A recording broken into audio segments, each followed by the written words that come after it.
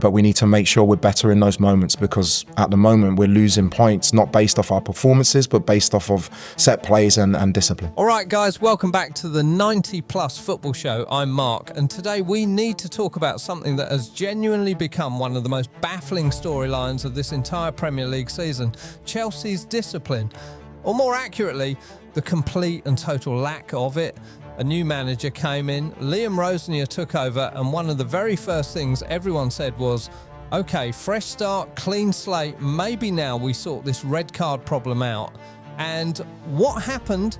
We're still watching Chelsea play with 10 men regularly. So today, I want to break down why this keeps happening, whether there's a tactical explanation behind it, and why other attacking teams, like Manchester United, don't seem to have the same problem, even though their style is just as aggressive. Let's start with the numbers, because they are genuinely embarrassing. Pedro Neto became the 10th different outfield player this season to pick up a red card in one season. That is not bad luck. That is not a coincidence. That is a pattern. And some of them have been harsh, fine, but some of them, Neto against Arsenal being the perfect example, are completely inexcusable. You've already got a yellow card, you're in a big derby, and you go in with a scissor kick. You simply cannot do that. My job is to create a work culture, to create a culture of accountability, where if you make a mistake, it's okay, you hold your hands up and you make sure it doesn't happen again. But you have to hold your hands up to the original mistake. If I make the wrong team selection or I get something wrong, my job is to be accountable, and it's the same for my players in that moment. Now, before we just say Chelsea players are reckless and move on, I think the reality is a bit more nuanced than that. Under Rosenior, Chelsea are playing a genuinely aggressive, expansive, attacking style of football, though the fullbacks push really high and wide, stretching the opposition. Reece James in particular is operating almost like a winger at times, bombing forward, delivering crosses, causing real problems, and when it clicks, it's exciting to watch.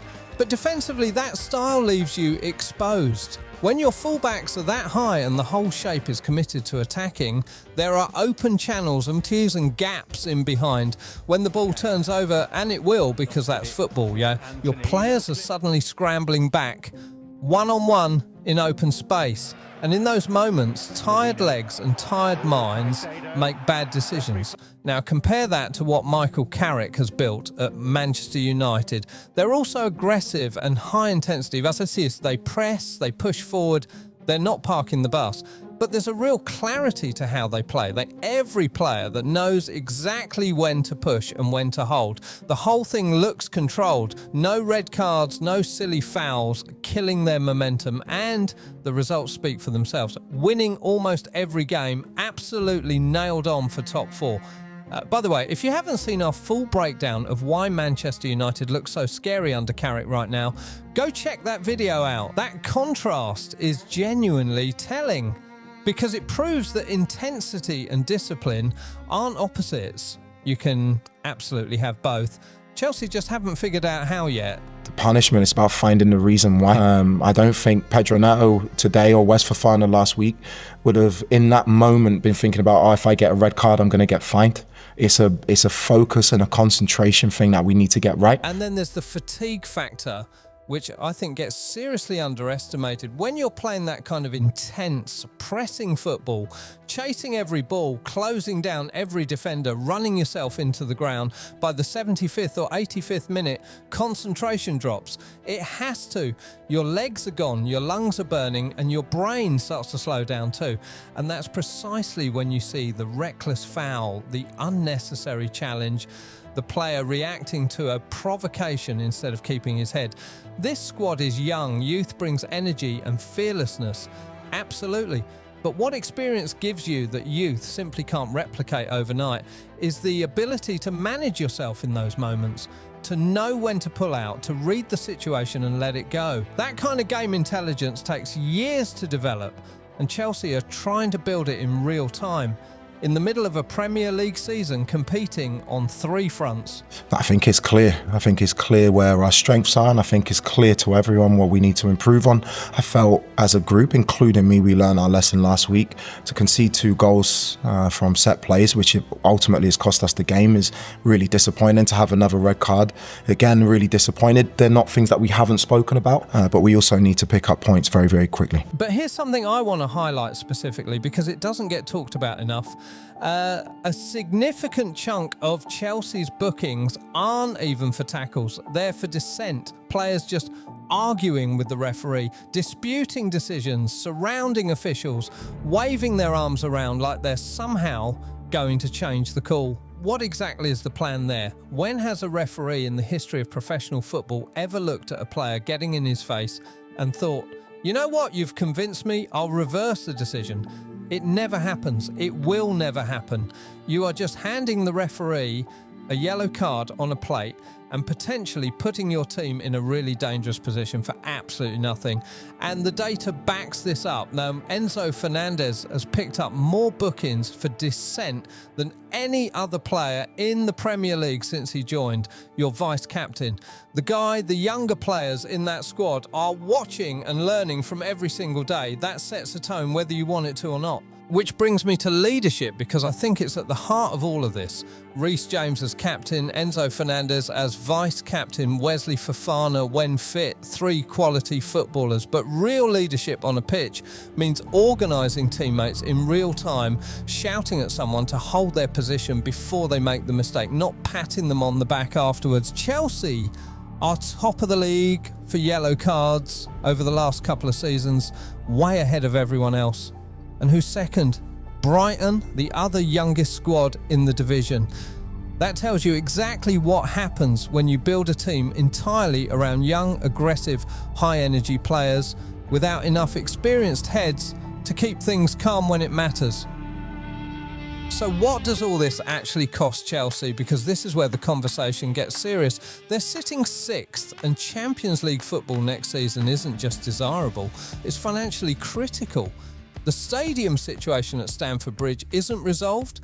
There's no long-term shirt sponsor locked in, and the entire model, the player trading, the squad building, all of it runs on Champions League revenue. Miss out on that, and the pressure from the top gets significantly bigger.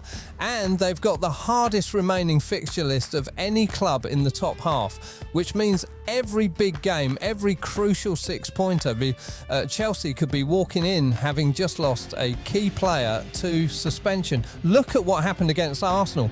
Chelsea actually stifled them in open play. Arsenal created almost nothing going through the thirds, but Nito's red card just killed the game. You go from being competitive, possibly nicking a draw, to playing these important minutes with 10 men against the best set-piece team in the world.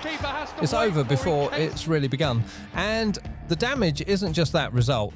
It's the suspension that follows, the next big match, a player short, the psychological toll on the whole group. If we are to improve and get to where we want to be, we have to make a conscious step now to make sure it doesn't happen again. I want to be fair to Rosenior here. He came in under really difficult circumstances, barely had any training time, had to figure out his players on the fly in real competitive games. The attacking structure looks better, and he has said the disciplinary record under him has improved, and maybe it has slightly, but the fundamental problem hasn't gone away. And I'm not sure fatigue or youth is really the answer either, because think about it, Chelsea have the youngest squad in the entire league. These lads should be the freshest legs out there.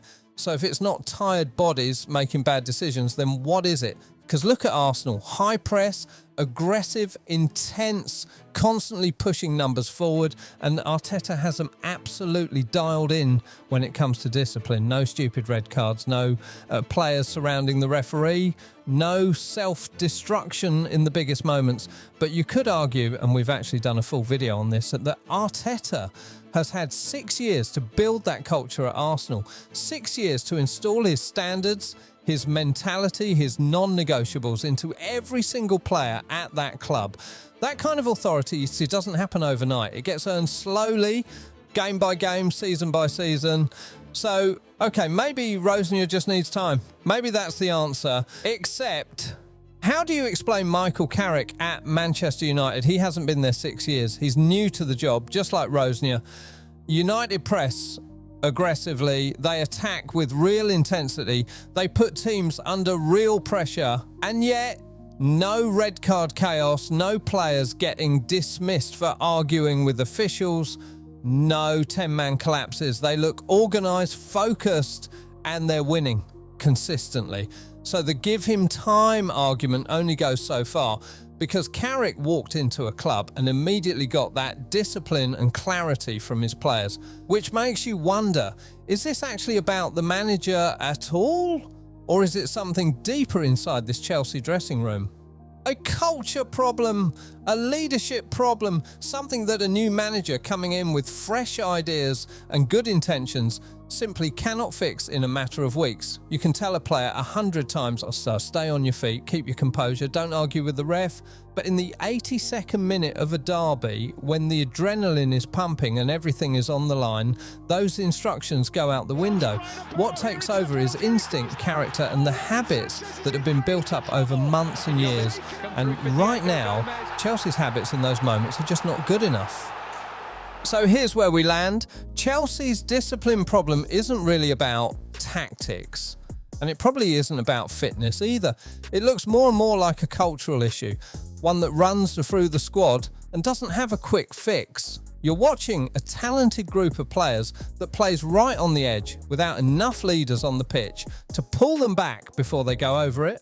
The question is whether they can sort it out before the season ends, because if they keep gifting teams numerical advantages in the games that matter most, the ones that determine whether they're in the Champions League next year, it won't matter how good Reece James looks going forward or how clinical Cole Palmer is in the final third. You simply cannot compete consistently with 10 men at this level, and that's the most frustrating part. Chelsea have real talent in this squad. When everyone's on the pitch and the system is clicking, they can genuinely hurt anyone in this league. The potential is absolutely there, but potential without discipline is just a highlight reel waiting to happen.